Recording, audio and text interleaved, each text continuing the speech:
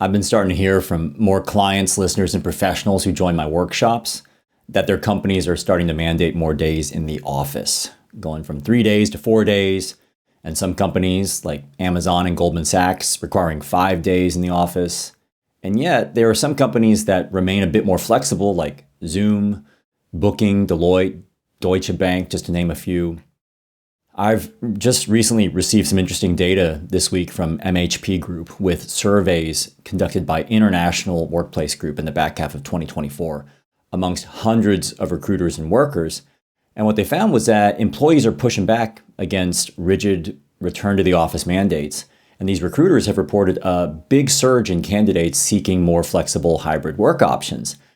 And long commutes and lack of trust are actually driving top talent to seek better opportunities.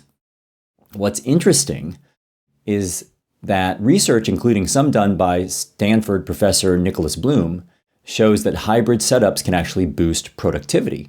So while I understand this desire to get people collaborating face-to-face, which is definitely beneficial in some situations, it is interesting that so many employers still equate FaceTime and physical presence and more traditional ways of working with performance and output. So I really think this disconnect is going to force companies like Amazon to reverse these strict policies as attrition climbs. When I left my corporate marketing role over 10 years ago, all these flexible hybrid models of work weren't nearly as common. It's actually one of the reasons why I left to start my own business, to have more control over my work schedule. But a lot's changed over the past decade, especially post-pandemic, and I personally think that this one-size-fits-all workplace is just over. Right now, if you were to take a snapshot of the various workplace models, you've got one extreme, fully office. At the other extreme, you got fully remote. And then you got some hybrid models in between where you've got to have a certain number of days or on certain days need to be in the office. So if you're in a workplace where things are becoming less flexible, just remember there are still plenty of companies out there that more openly embrace more modern, flexible ways of working. It's also important to know that wanting professional options is normal these days, whether it's remote, hybrid, or just having a shorter commute.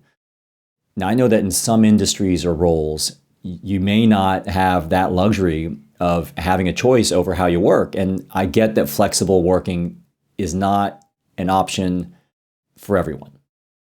But if you are working in a sector that does afford some flexible options, finding a role that aligns with your unique needs and values is key.